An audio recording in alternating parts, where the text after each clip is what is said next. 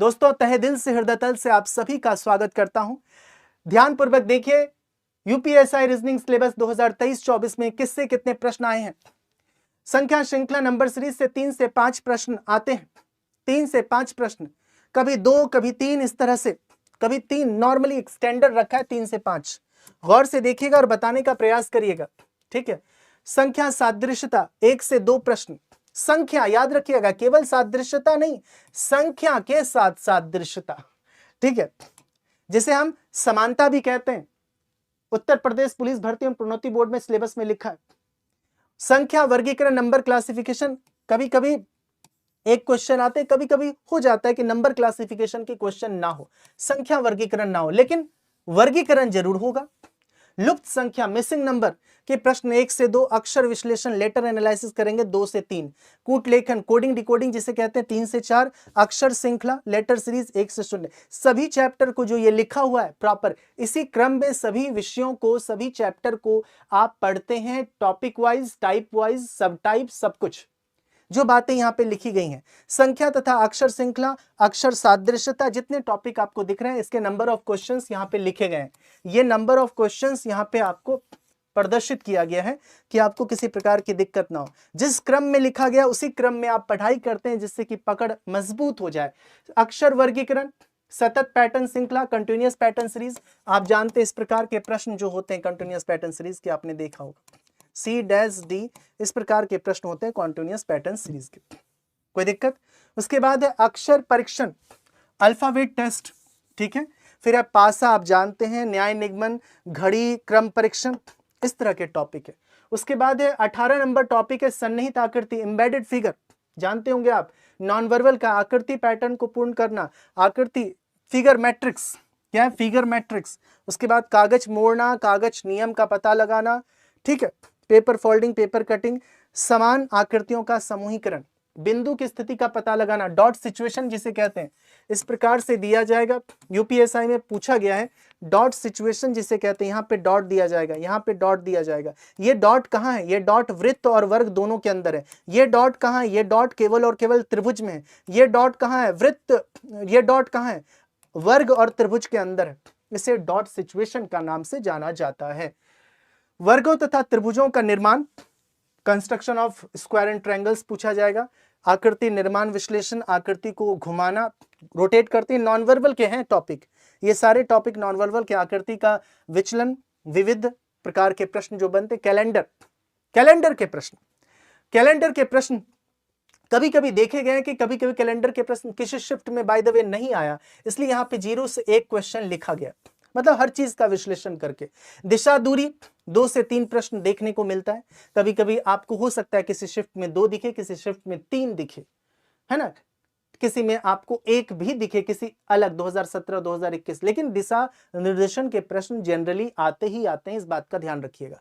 रक्त संबंध 2 से 3 प्रश्न देखने को मिलता है, अलग अलग प्रकार के। रक्त संबंध में यह भी प्रश्न बनता है, रक्त संबंध का ही है, A+B का अर्थ होता है ए बी की माता है, A/B का अर्थ होता है ए बी का पिता है। इस प्रकार के प्रश्न होते हैं। आगे चलते हैं, निर्णय निर्धारण जिसे हम डिसीजन मेकिंग के नाम से जानते हैं। दोस्तों, डिसीजन मेकिंग अभी हम लोगों ने चर्चा भी किया। डिसीजन मेकिंग एक प्रॉपर तरीके से, जिस पे आधारित जब भी प्रश्न आएगा, या तो अगर सिंपल आएगा तो एक प्रश्न आएगा सिंपल वाला, नहीं तो अगर थोड़ा सा अगर टाइम टेकिंग हुआ तो 2 या 3 प्रश्न आधारित होता है, 2 या 3, जो 2017 की परीक्षा में पूछा गया था डिसीजन मेकिंग से, आप जानते हैं।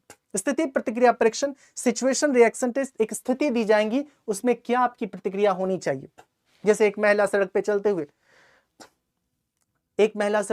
हुए, एक देखती कि एक असहाय बुजुर्ग रोड क्रॉस करना चाहता है और महिला को साक्षात्कार के लिए भी जाना है, उस स्थिति में महिला क्या करेगी, ये सिचुएशन दिया जाएगा और 4 विकल्प दिए जाएंगे। महिला ये करेगी, ये करेगी, ये करेगी, उसे प्रतिक्रिया देनी है। कौन सी प्रतिक्रिया? प्रतिक्रिया देनी कैसी होती? प्रतिक्रिया आपका लॉजिकल हो, प्रतिक्रिया आपका एथिकल हो, प्रतिक्रिया आपका क्या लीगल हो। 3 बातें ध्यान रखिएगा, लॉजिकल, एथिकल, लीगल। सबसे इंपॉर्टेंट है लीगल।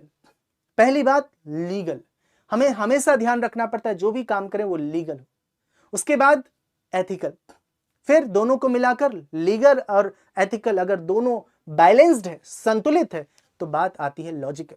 इसलिए हमें कुल मिला के बात क्या करनी होती है? लॉजिकल।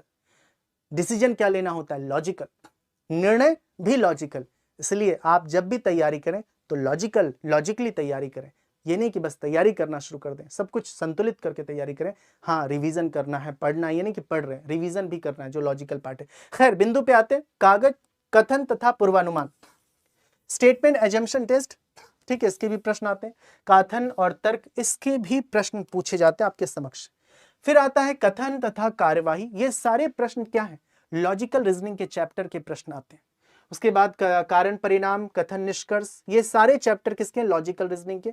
कथन, अभिकथन और कारण, असर्शन रीजन, गणितीय संक्रियाएं, असमानता, इनइक्वालिटी और संख्या परीक्षण। बात समझ में आ रही है?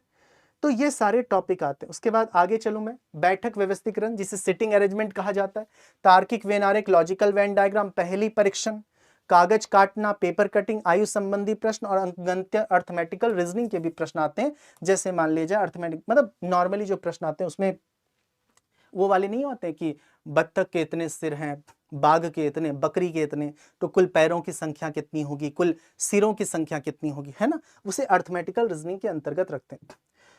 मैं आपको, जैसे यहाँ पे टोटल कितने चैप्टर्स है, 49 है ना, 49 दिख रहा है ना, 49 मैं आपको बता देता हूँ, जिसमें अभी जो चैप्टर वो टाइप नहीं, वो भी बता देता हूँ, लिख लीजिएगा। लास्ट वाला, आयु संबंधी समस्याएं, अंकगणितीय तर्क शक्ति, आंकड़े पर्याप्तता, डेटा सफिशियंसी के प्रश्न, इनपुट आउटपुट के प्रश्न, जो यहाँ पे अभी टाइप नहीं था वो मैं बता रहा हूँ।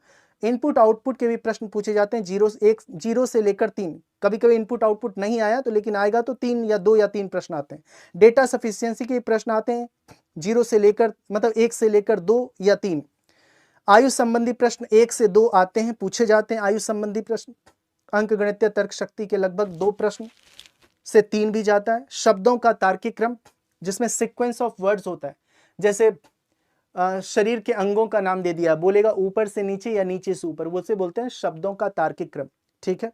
उसके बाद फिर है अल्फा न्यूमेरिक सीक्वेंस पजल, एक ऐसा प्रश्न लिखा रहेगा, ठीक है, ऐसा लिखा रहेगा स्टार 1 5 6 7, उसके बाद फिर आपका रहेगा बी सी, बात समझ में आ रही है, ठीक है, डी के, इस तरह से पूछा जाता है। उसमें पूछा जाता है ऐसे कितने संख्या जिसके पहले संकेत है, सिंबल है, ऐसे कितनी संख्या, आपने देखा होगा, ऐसे कितने अक्षर हैं जिसके पहले सिंबल है और बाद में संख्या है।